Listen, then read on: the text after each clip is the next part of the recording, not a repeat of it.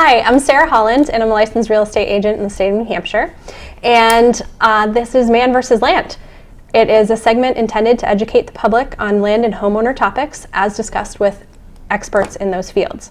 Today, my guest is Barry Van De Moere. He is a local builder, contractor, and home inspector. Barry, welcome.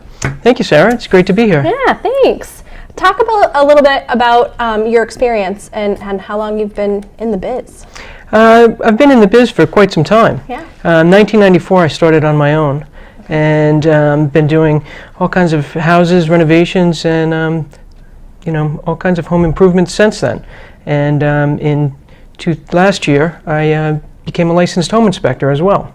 So now I'm a licensed home inspector, and we do that as well. Perfect. So we help out with buyers in a transaction and putting together defects in a house and what they need to look for, and try and help as much as we can. Great. Well, you are the right person to talk to for this topic for today, which is how to prepare your house for winter. It is a little warm right now, but winter's coming fast. It's inevitable. Yep, it definitely is. So I'd like to talk a little bit about how to get your home ready for that and things to look for and watch out for, just to ensure that you don't have major issues or expenses. Great timing for that. In the coldest, yeah, absolutely, coldest time of the year. So why don't we start off and have you explain kind of a little bit about what you should be looking out for to start with before you get into any major projects or weatherization. Well, I think one of the first things you need to do is you need to make sure that your heating system is working properly, whether it's a burner for a furnace or a boiler for a hot water system. Having that serviced at this time of year is a great idea. You certainly don't want to be looking at minus 20 degrees and snowing out, and all of a sudden the thing isn't working for you. Yes. So that would be probably my number one recommendation, is to have that equipment serviced so that you can have faith in it, so that you're going to be warm and toasty all winter long. Great. And then there's all kinds of other things too that sort of go along with that. If you're having your equipment checked, make sure your hot water heater is functioning properly as well, and anything else that sort of is a comfort feature for the house that you need through the winter. So nice to have that equipment peace of mind as you go forward. Oh, absolutely. Last winter in November, I had mine checked and we needed a new furnace. So that happens sometimes too. It does. But it's better in November than in April or January. So sure. Yeah. One of the other things, a simple little thing that some homeowners can do as a proactive thing, I like to take off my screens on my windows for the winter. It keeps them out of the severe weather. Maybe if there's some leaves and debris floating around and flying around, they're not going to get torn or ripped. Plus, if it's a vinyl type of screen, then it's not sort of exposed to the sun for that period of time too, and maybe won't degrade as quickly. And if you have a view, it's nice to have the screen gone so that you can see through the clear glass all winter too. Yeah, absolutely. And you can replace that sometimes with another storm window? Yep, a lot of times you can. You can change those out, and there's storm windows. Some houses have integral storm windows, and now would be a good time to check to make sure those are functioning properly, that they don't have a crack in the glass or something like that, that all of the mechanisms go up and down and function the way that you want them to function. Great, and you mentioned leaves, and I know that the leaves are falling outside. They sure are. So what are some things you need to think about with leaves? Well, it's nice to be able to get them cleaned up off of your yard and keep them away from your foundation, and keep your foundation clear so that you can have proper drainage all winter long. If we get a snowstorm and the ground freezes, then all of a sudden we do get rain sometimes in January and February. We don't want to have any obstacles around the foundation. We want to be able to have all of that water free-flowing sort of away, so that it's not sort of going down into your foundation, possibly causing damage. Great. So keep the leaves picked up, keep other debris around the foundation picked up, so that you've got good positive drainage away from everything, and you should be all set with that. Excellent. And gutters too? Clean those out of the gutters? Gutters. A lot of people have their gutters removed in the winter. But I actually have some on my house, and they stay on year-round, and I haven't had any problems with them. They seem to function okay. If they're installed good, keep them clean of debris, and things should go fine for you. Ice dams can cause problems with those, but talking about ice dams, now's a good time to talk about insulation too. Sure. And proper ventilation in a roof is a very important thing. And if you do get a lot of ice dams, it could be something as simple as poor ventilation that needs to be cleared around your soffits and roof ridge vents or your gable vents, or maybe you're lacking insulation in your attic as well. And that can be somewhat of a cheap fix. A good home improvement contractor should be able to come in and put more insulation in your attic, saving you energy and keeping you warmer. So I've heard some things, definitely in my line of business, but also just comments that other people have made when they drive past a house that has maybe no snow on the roof in the wintertime, and they mention insulation or heat loss coming from the house. Is that a telltale sign that you might need to look at something there? Yes, typically. Okay. It could also be a southern slope on the roof too, and we could have a lot of sun, and it could be being cleaned off sort of through Mother Nature as well.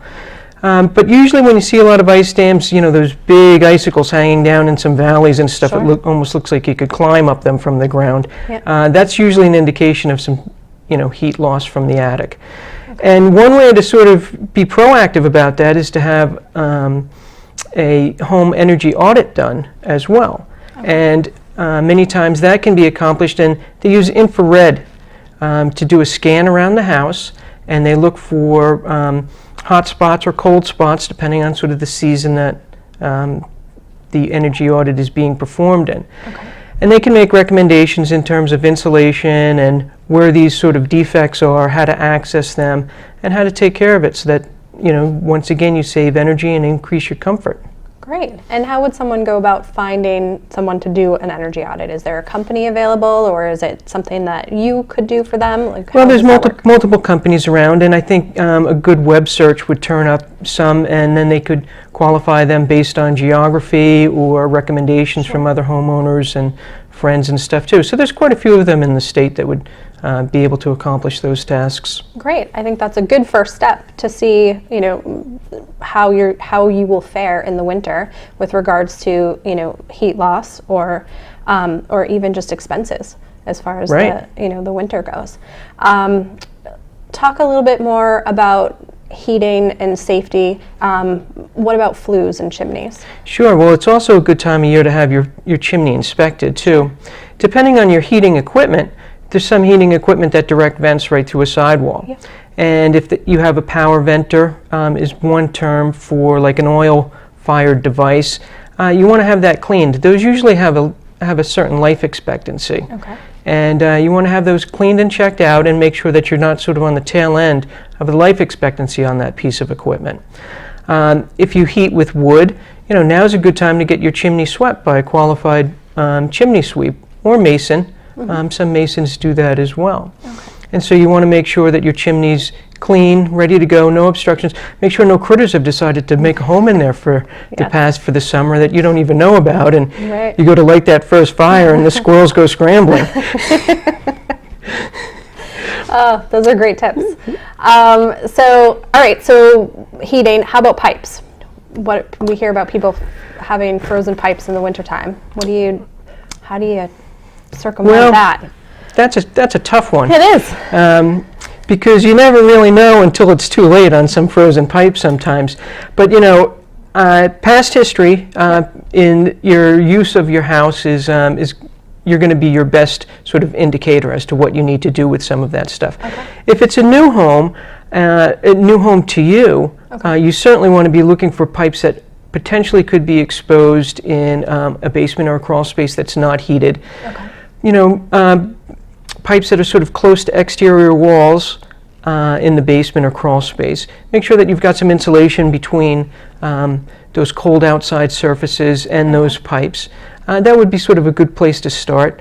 Many people have second homes in this area as well. And in an effort to sort of conserve energy, many of these seasonal type of people turn their heat down quite low when they leave, thinking that they're going to come back on Friday and turn it back up. While you are saving some money and some energy, just keep this in mind, that if you turn your heat down to 50 degrees when you leave, you're only 18 degrees away from freezing. Right.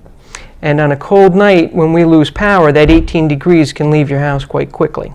Absolutely. So that would be some frozen pipes right there. Absolutely.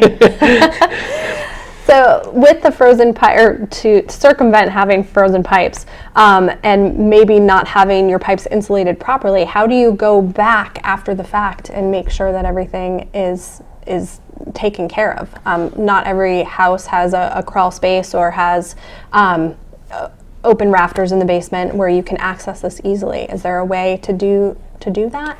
Well, there's different strategies, and there's different sort of techniques to handle many of the different obstacles or unique features that you're sort of dealing with. Sure. So there are heat tape type methods, an electric heat tape that you can sort of wrap around a pipe, and some of them are thermostatically controlled. Okay.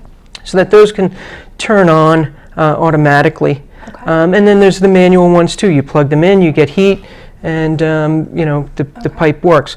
Sometimes exposing the pipe, it's exposed too much to the elements outside, but if you can expose it more to your indoor climate by shielding it on the outside area, we're just sort of brainstorming sort of the best way to get that pipe back into a heated area. Okay. Pipe insulation, if it's a marginal type of area, maybe just thinking, I could probably just wrap that with some insulation, and hopefully it'll be okay for the winter. Right. So there's different strategies for different circumstances. Now, something that I've heard a lot about recently, and because of the industry that I'm in, is radon. And radon is naturally occurring, right? Sure. And we do live in the Granite State, so it's here, whether we like it or not, outside and inside. And in the wintertime, you're closing up your house. So talk a little bit about what folks can do or how they can monitor that to make sure that it's not an issue. Sure. Radon is bad, obviously. We want to avoid it. I think what some people don't understand, though, is that radon in the water is bad as well. And radon in the water is bad because when you take a shower, that gas is released in vapor. Okay. And so while you may not be getting radon gas through your foundation or in some of the more traditional methods that radon has been found, it may actually be coming from your water as well. Okay. So testing your water for radon, in addition to testing your air for radon, is always a good strategy.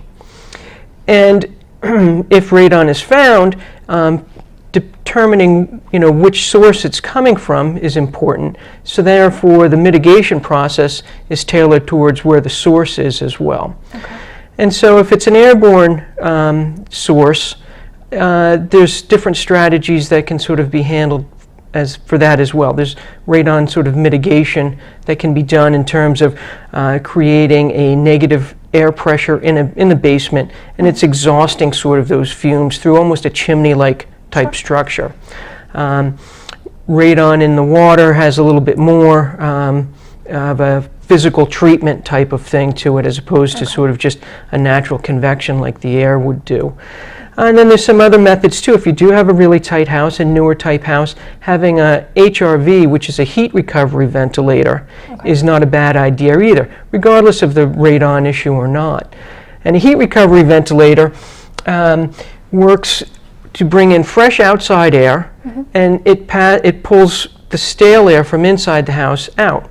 And what it does is they pass by each other through a medium, through almost like a filter. Okay. And so the cold air is warmed by the outgoing warm air on the inside. So you're not losing all of the energy by just taking 20-degree air and introducing it to your house. Sure. In a perfect world, if you had 60-degree air inside and 40-degree air outside, you'd be introducing 50-degree air Right. through this sort of heat recovery ventilator. So it's a good way to introduce fresh ventilation. It removes excess moisture, and can help with radon as well. Great. And in addition to radon monitoring and closing up your house and heating systems is the carbon monoxide as well. And then of course, make sure that your fire alarms the batteries are fresh and ready to go. Yeah. Yeah, whenever you have a heating system, any sort of heating equipment in the house, a carbon monoxide detector is always a great idea. and making sure that your batteries are changed and your smoke detectors is just prudent as well. And do you know what the requirements or what the recommendations are as far as placement of smoke detectors? There should be a smoke detector in every bedroom. Okay. And if they're not hardwired because of the age of the house into the bedroom, certainly adding a battery smoke detector in those bedrooms is just a good idea. Okay. A carbon monoxide detector, maybe on each floor of the house, would also be a good idea as well. Okay. And so those don't have to necessarily be hardwired in, but they, any sort of detection device like that is going to be good. And they also make heat detectors too. And putting a couple of those in the garage, or one of those in your garage if it's attached to your house, may not be a bad idea. Okay. Smoke detectors may be fooled sometimes in a garage. Okay.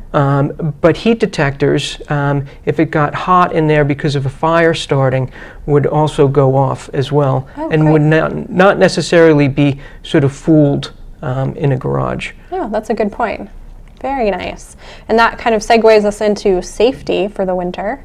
What are some things that you need to think about with the winter coming as far as safety goes? Well, it doesn't hurt to always have your salt and some sand ready to go, both at your house and in your vehicles, and be prepared for those ice storms that always happen. Right.